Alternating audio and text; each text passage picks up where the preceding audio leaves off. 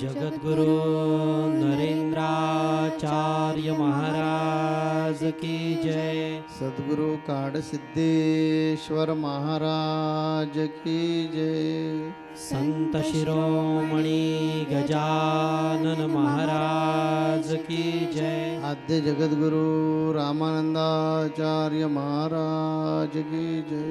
सियावल्लभ रामचंद्र की जय।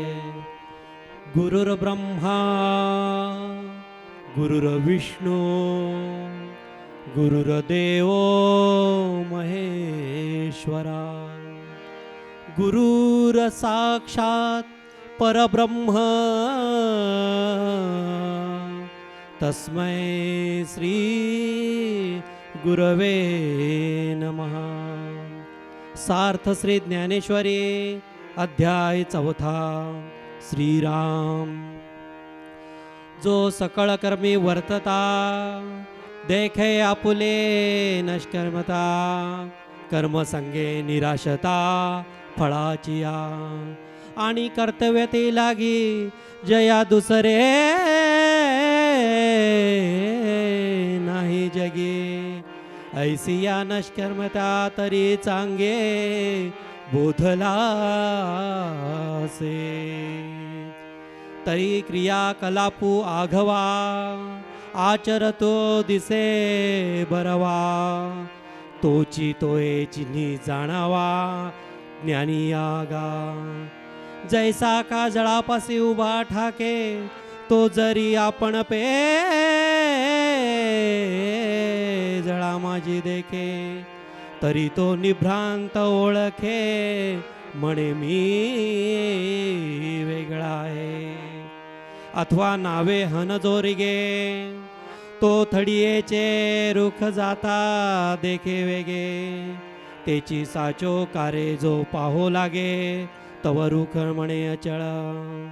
तैसे सर्व कर्मी असणे ते पुढे मानुनी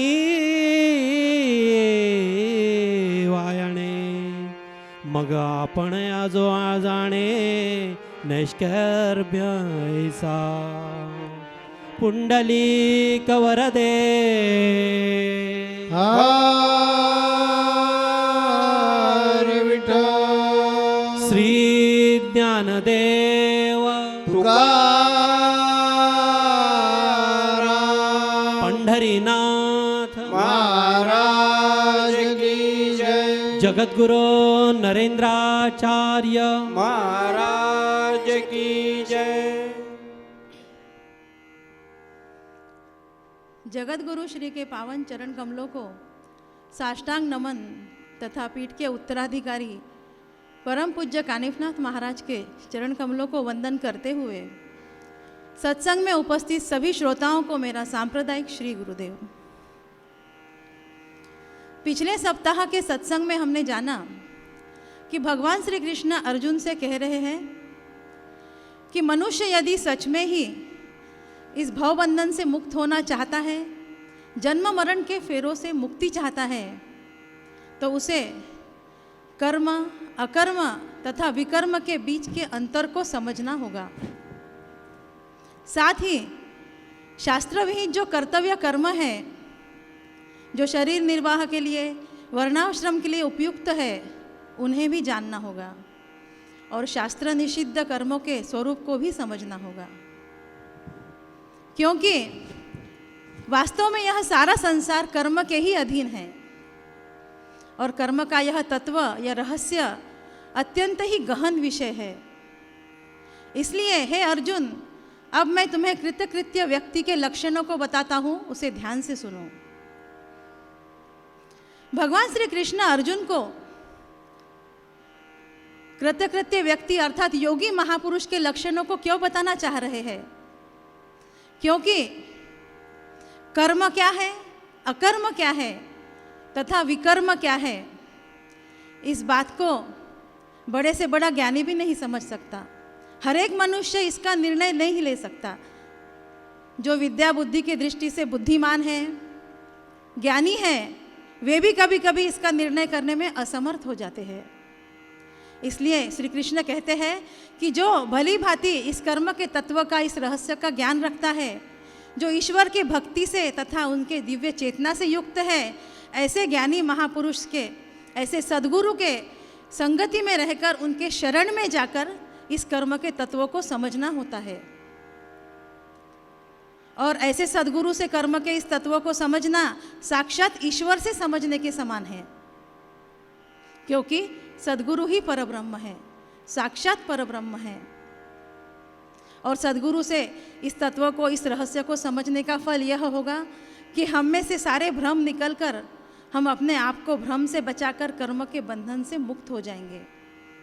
और इसीलिए अर्जुन जो युद्ध करने से पीछे हट रहे हैं, उनको यह बात समझाने के लिए कि सद्गुरु तुम्हें जो कहते हैं उनके अनुसार, उनके मार्गदर्शन के अनुसार अगर तुम चलते हो तो तुम्हें क्या फल मिलता है, क्या होता है, किस तरह से तुम कर्म करके भी कर्म से अकर्म कहलाते हो, निष्कर्मा कहलाते हो।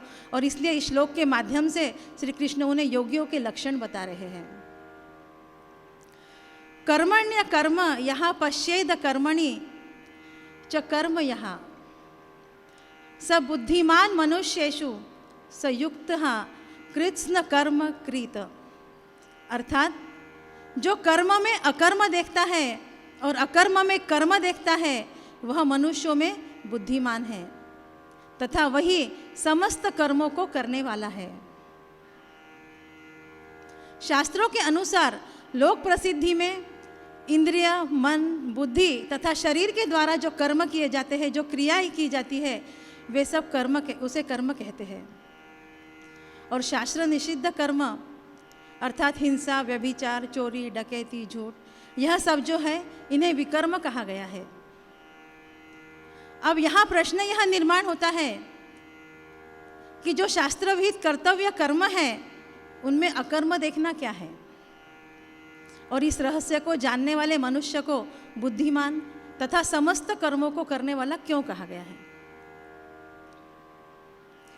जो मनुष्य फल की इच्छा, आसक्ति, ममता, अहंकार का त्याग करके अपने सारे कर्तव्य कर्मों को निभाता है और उनसे पूरी तरह से अलिप्त रहता है, और जो इस रहस्य को अच्छी तरह से जानता है कि मैं निष्कर्मा हूँ, अकर्मा हूँ, ऐसा मनुष्य कभी भी विहित कर्म का या वर्णाश्रम के अनुसार कर्म का त्याग ना तो किसी शारीरिक कष्ट के भय से करता है, ना ही राग, द्वेष या लोभ से करता है, ना ही मान, सम्मान, प्रतिष्ठा या किसी फल की प्राप्ति के लिए करता है।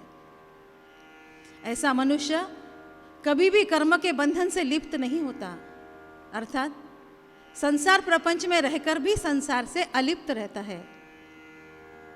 और ऐसा मनुष्य ही सारे ज्ञान को समझने वाला ज्ञानी योगी महापुरुष कहलाता है। जैसे जल के पास खड़ा हुआ एक व्यक्ति जल में अपनी प्रतिछाया देखता है और वह पूरी तरह से जानता है कि यह छाया मैं नहीं हूँ, यह केवल भ्रम है, जो पानी में दिख रहा है वह केवल भ्रम है, वो मैं नहीं हूँ। ठीक उसी तरह से ज्ञानी योगी जो महापुरुष होते हैं वे इस बात को अच्छी तरह से जानते हैं कि संसार में यह जो शरीर जो सारे कर्तव्य कर्मों को निभा रहा है वह मैं नहीं हूँ, मैं देह नहीं, मैं आत्मा हूँ। इस बात को और भी थोड़ा सरलता से हम समझने की कोशिश करते हैं कि मनुष्य किस तरह से अपने हर कर्म को अकर्म या विकर्म में परिवर्तित करता है। एक साधारण सामान्य व्यक्ति जो काम धंधा नौकरी करके अपने परिवार का पालन पोषण कर रहा है, यह उसका कर्तव्य है, शास्त्र विहित कर्तव्य कर्म है, अपने परिवार का पालन पोषण करना, उनका ध्यान रखना। परंतु इस कर्म को करते समय उसके मन में यह सोच होना कि मैं अपने परिवार का पालन पोषण कर रहा हूँ, मैं अपनी कमाई से अपने परिवार को पाल रहा हूँ, उसकी यह भावना, यह सोच अगर वह छोड़कर अपने अहंकार को, मैं के अहंकार को त्याग कर अगर किसी कर्म को करता है, तब उसके मन में यह सोच आती है और तब वो यह सोचता है कि ईश्वर की मर्जी से सब कुछ हो रहा है। और इस तरह यह सोचकर जब वो कर्म करता है कि जो कुछ भी मुझसे हो रहा है सब उस ईश्वर की मर्जी से हो रहा है, मैं तो केवल एक माध्यम हूँ, एक निमित्त मात्र हूँ। इस भाव से जब मनुष्य कर्म करता है वह सारे कर्मों के बंधन से अलिप्त हो जाता है, कर्मों के बंधन से मुक्त हो जाता है और सारे कार्यों को करते हुए भी उनसे लिप्त नहीं होता। ऐसे मनुष्य के कर्म अपने आप ही अकर्म में बदल जाते हैं। परंतु इन कर्मों को करते समय मनुष्य के मन में कोई कामना या वासना आ जाए, फल की इच्छा उत्पन्न हो जाए, जैसे सामान्य मनुष्य सोचता है कि यह मेरा बेटा है, मैं इसे पढ़ा लिखा कर डॉक्टर इंजीनियर बनाऊंगा तो ये बड़ा होकर मुझे कमा कर देगा, मेरे बुढ़ापे का सहारा बनेगा। यह सोच जब हम उस कर्मों में डालते हैं, उन कर्मों में हम डालते हैं, तब वही कर्म विकर्म में परिवर्तित हो जाते हैं, अर्थात पाप कर्म में बदल जाते हैं और यही कर्म अगले जन्म के सुख दुखों के भोगों का कारण बनते हैं। कर्मों के बंधन से इस प्रकार की मुक्ति तभी संभव है जब मनुष्य ईश्वर की भक्ति से युक्त होकर केवल ईश्वर के लिए कर्म करे, ना कि किसी फल की अपेक्षा के। इच्छा रहित, कामना रहित होकर जो मनुष्य कर्म करता है वह केवल ईश्वर के प्रेम के खातिर और अपनी ईश्वर के प्रति प्रेम की समर्पित भावना जो होती है उसके कारण करता है। और ऐसा मनुष्य कभी भी फल की इच्छा में नहीं अटकता, ना ही उसे कोई फल की इच्छा होती है, ना कोई आकर्षण होता है। ऐसा मनुष्य कभी भी किसी भी कर्म फलों के या कर्म के बंधन से पूरी तरह से मुक्त रहता है और ऐसा अनासक्त व्यक्ति हमेशा कर्म के शुभाशुभ फलों से अलिप्त रहता है। इसीलिए वह कभी भी फल की आसक्ति में, अपेक्षा में ना पड़कर अपने सारे किए हुए कर्मों को ईश्वर पर छोड़ देता है और इसी को अकर्म या निष्कर्म भाव का लक्षण कहते हैं। ज्ञानी व्यक्ति के पास इतना समय ही नहीं होता। जो मनुष्य यह रहस्य समझ लेता है कि मैं निष्कर्मा हूँ, मैं अकर्ता हूँ, वह कभी भी उसके मन में यह संकल्प विकल्प नहीं होता कि यह मेरा है, यह पराया है, यह काम मैं शुरू करूँगा या आरंभ किया हुआ कोई कार्य इसको मैं पूरा करूँगा। उसके मन में यह भाव कभी आता ही नहीं। इसीलिए वह किसी भी फल की आशा नहीं रखता, ना इच्छा रखता है और ना ही फल की चिंता करता है। ऐसा त्याग का भाव मनुष्य में तभी आता है जब मनुष्य इस बात को समझ लेता है कि मैं शरीर नहीं, मैं आत्मा हूँ। और ऐसा व्यक्ति ही ज्ञानी योगी महापुरुष कहलाता है। और इसका साक्षात प्रत्यक्ष उदाहरण है हमारे सद्गुरु जगत गुरु श्री नरेंद्राचार्य जी महाराज, जो अपने किए हुए सारे कर्मों को करके ईश्वर को समर्पित कर देते हैं, ईश्वर पर छोड़ देते हैं, किसी भी कार्य का श्रेय नहीं लेते, अपने किए हुए हर कार्य को भूल जाते। जैसे पिछले सप्ताह में स्वयं स्वामी जी बता रहे थे कि हमने लोगों से पैसा दान लिया और वो उस निराधार महिला को मशीन लेकर दी, लेकिन हम उसको भूल चुके हैं। इस तरह से सारा कार्य करके सारा श्रेय किसी और को देकर सारे कर्मों को ईश्वर को समर्पित करके वे अपने कार्य के लिए आगे बढ़ जाते हैं। इसका कारण यही है कि वे पूरी तरह से इस ज्ञान को प्राप्त कर चुके हैं कि मैं देह नहीं, मैं आत्मा हूँ। इसीलिए वे हमेशा हमसे कहते हैं कि मैं एक व्यक्ति नहीं, शक्ति हूँ, मैं ईश्वर हूँ, मुझे आजमा कर देखिए।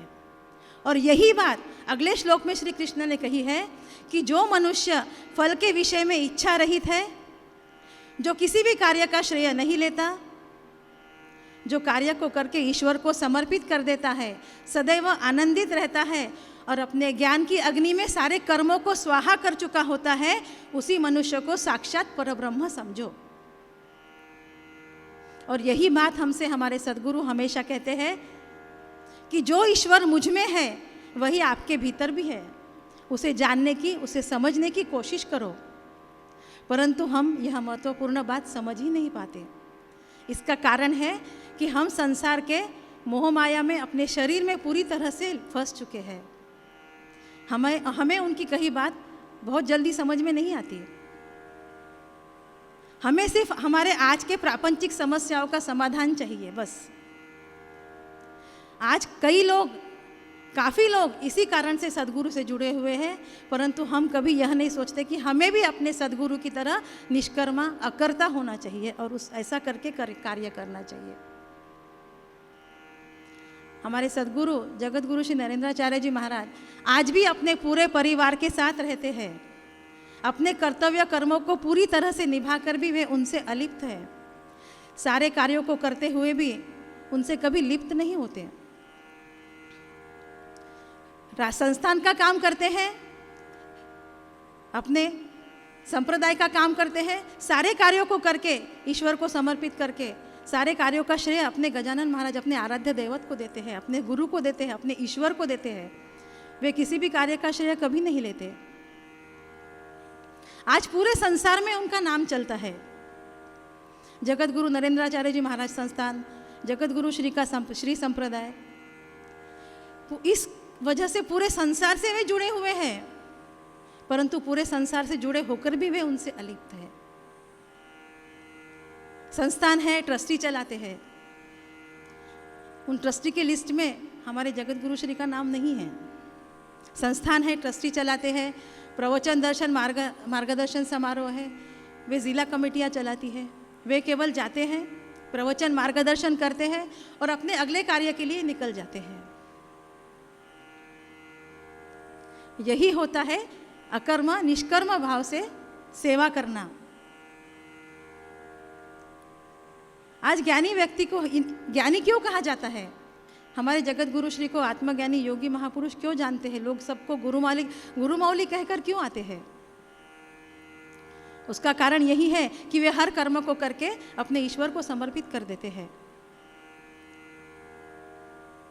आज दुर्बल घटत पुनरुत्थान के द्वारा अनेक निराधार महिलाओं को, गरीब जरूरतमंदों को मदद की जाती है। उनका उदर निर्वाह चल सके इसलिए अनेक प्रकार की वस्तुएं उन्हें वितरण की जाती है, परंतु उनमें से किसी भी चीज़ के विषय में स्वामी जी को नहीं पता होता है। वे उस कार्य को करते हैं, वहाँ से निकल गए, उस कार्य को भूल जाते हैं। अपने हर कर्म को करके वह ईश्वर को समर्पित कर देते हैं। और इसीलिए श्री कृष्ण कहते हैं कि ऐसे गुरु की संगति करके उनकी शरण में जाकर ही हम कर्म के इस रहस्य को समझ सकते हैं, जो स्वयं इस रहस्य को समझ चुका है कि मैं देह नहीं, मैं आत्मा हूँ, और जो कुछ भी कर्म मुझसे हो रहा है वह सब उस ईश्वर की मर्जी से हो रहा है। और यही बात श्री कृष्ण अर्जुन को समझाना चाह रहे हैं कि गुरु से यह सीख लो कि कर्मों को करते हुए कैसे छोड़ना है, निष्कर्म होकर, अकर्ता होकर कैसे कर्म करना है, जिससे कि हम विकर्म के बारे में ना सोचें और अकर्म के बारे में सोचकर अपने कर्मों को अकर्म में परिवर्तित करें। हमारे सद्गुरु जगत गुरु श्री नरेंद्राचार्य जी महाराज आज संस्थान की सेवा करते हैं, संप्रदाय की सेवा करते हैं। रात दिन इन्हें अभी देखिए कि हमने 3 कर्म के बारे में ये हमारे प्रबोधनकार ठाकुर ताई से सुना। कर्म, अकर्म और विकर्म। भगवान कृष्ण अर्जुन को ये बता रहे हैं कि बेटा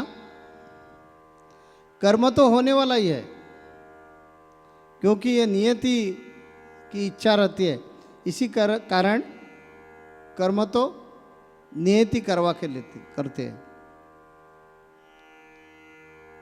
कर्म का सिद्धांत स्वामी विवेकानंद का है। वो बोलते हैं कि जो होता है, जो कृति हो जाती है उनको कर्म बोला जाता है, और कर्म का कभी नाश नहीं होगा।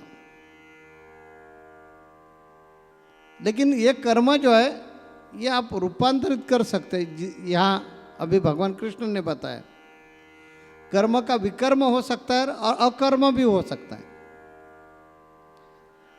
क्या करने का ये आपके ऊपर निर्भर है। सब हमने यहाँ से क्या लेना चाहिए? मुझे लगता है कि हम ये ज्ञानेश्वरी का ज्ञान जो मिलवाने के लिए आ गए हैं, उसमें हमारा एक छुपा उद्देश्य है। वो उद्देश्य है आत्मज्ञान मिलवाना। हमें जो इंसान का जन्म मिला है, जो जन्म अनेक प्रकार के अच्छे कर्म करके मिलता है, तो ये जन्म का अंतिम ध्येय है स्वरूप ज्ञान होना। उसको सायुज्य मुक्ति बोली जाती है। मुक्ति के 4 प्रकार है। स्वलोकता, समीपता, स्वरूपता और सायुज्यता, ये मुक्ति के 4 प्रकार है। और इसमें से 2 प्रकार की मुक्ति हमने अभी मिलवाई है। तो एक प्रकार ऐसा है कि सलोकता, जार्थी हम सब लोग आध्यात्मिक मेले में आ गए हैं, आध्यात्मिक क्षेत्र में, आध्यात्मिकता में हम अधिवास कर रहे हैं। इसका अर्थ ही ऐसा है कि हमें सलोकता मुक्ति मिल गई है।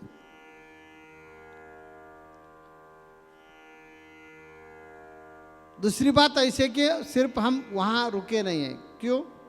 क्योंकि गुरु ने हमें जो बताया वो मार्ग से हम चलते हैं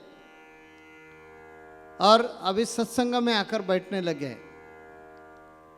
तो इसका अर्थ ऐसा है कि गुरु के नज़दीक, वो मुक्ति के नज़दीक, गुरु ही मुक्ति है, ये ध्यान में रखिए। तो गुरु के नज़दीक आकर बैठते हैं, गुरु का सुनते हैं, उस पर विचार करते हैं। जो मुमुक्ष है वो विचार करता है।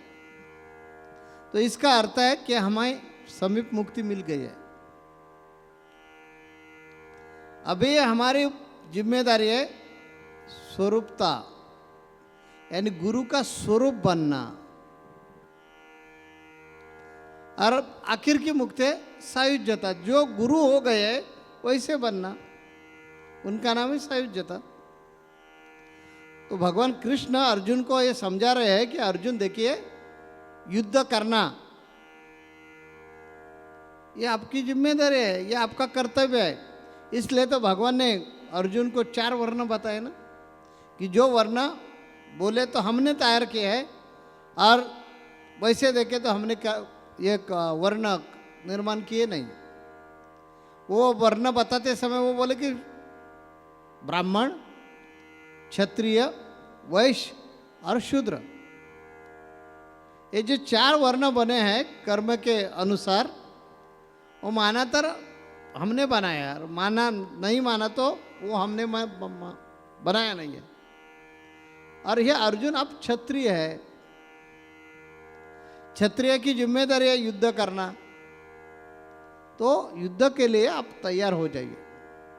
आपको जो डर लग रही है ना पाप पुण्य की, वो पाप कभी लगेगा और पुण्य कभी लगेगा, ये आपको सुनने की इच्छा है। इसी कारण हम ये आपको कर्म मार्ग बता रहे हैं, कर्म योग बता रहे हैं। और इसमें 3 प्रकार के कर्म है जो हमारे हाथों से नहीं होना चाहिए। वो कर्म का नाम है विकर्म, यानी जिनको लोग पाप कहते हैं, वो नहीं होना चाहिए। कर्म चलेगा, अकर्म चलेगा, लेकिन विकर्म नहीं करना चाहिए। उसको लोग सुपा और सीधे भाषा में बोलने का है तो लोग उनको बोलते पाप। हमारे हाथों से पाप नहीं होना चाहिए। और ये अर्जुन, आप पाप के लिए ही डरते हैं, तो डरने की जरूरत नहीं। ऐसे कर्म करो कि वो कर्म का भोक्ता मैं नहीं हूं, ऐसे समझकर कर्म करो, तब वो अकर्म हो जाएगा। यानी पाप भी नहीं होगा और पुण्य भी नहीं होगा। ये नियति की इच्छा है, ऐसे समझकर आपको युद्ध करना चाहिए। जैसे साधु संत लोग प्रपंच में आकर नियति की इच्छा है, भगवान की इच्छा है, परमात्मा की इच्छा है, तो प्रपंच करना चाहिए। वैसा वो प्रपंच करते, इस कारण उसमें कभी भी अटक नहीं जाते। धर्म की सेवा करना है, समाज का उत्थान करना है, गौर गरीब लोगों की सहायता करना है, अज्ञानी लोगों को ज्ञान देना है, ये नियति की इच्छा है। ऐसे समझकर वो योगी लोग ज्ञानदान का काम करते हैं। लेकिन ये हर संभव ध्यान में रखते हैं कि देने वाला मैं नहीं हूं।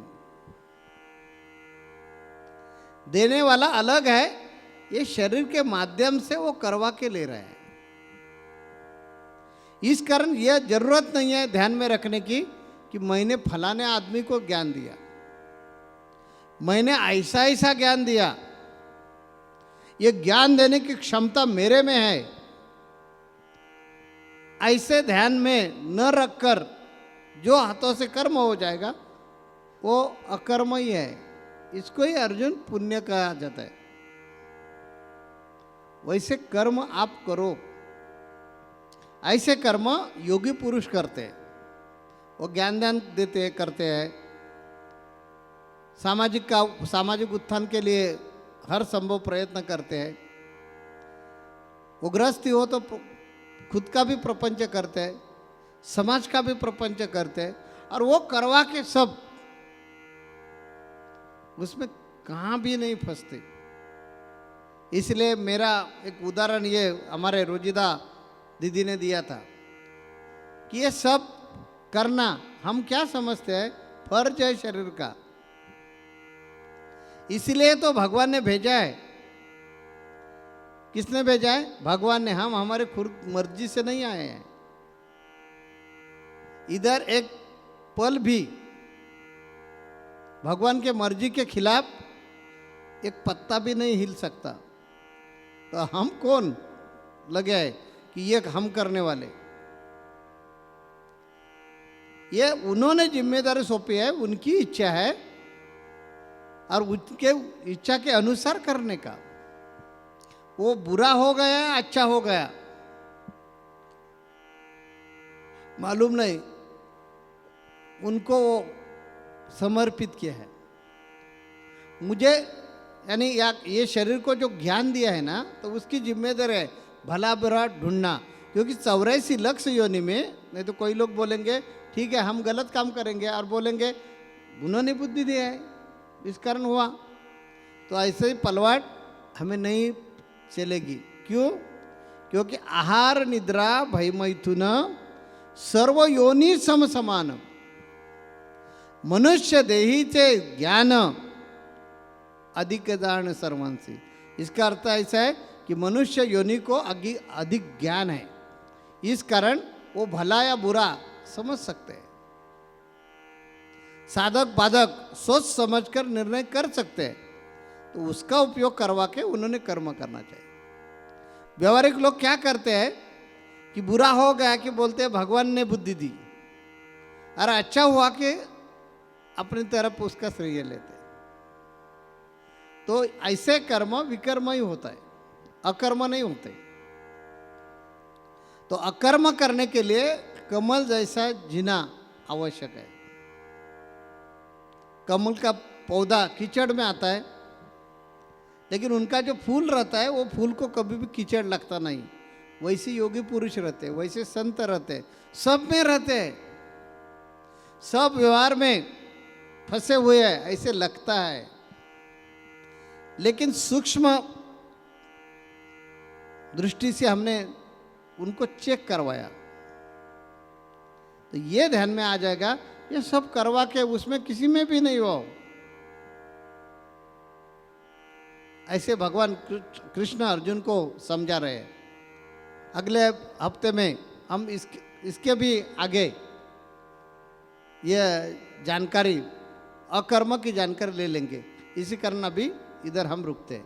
जगद्गुरु नरेंद्राचार्य महाराज की जय।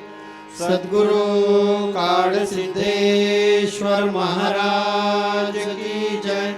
संत शिरोमणि गजानन महाराज की जय। आद्य जगद्गुरु रामानंदाचार्य महाराज की जय। सियावल्लभ रामचंद्र की जय।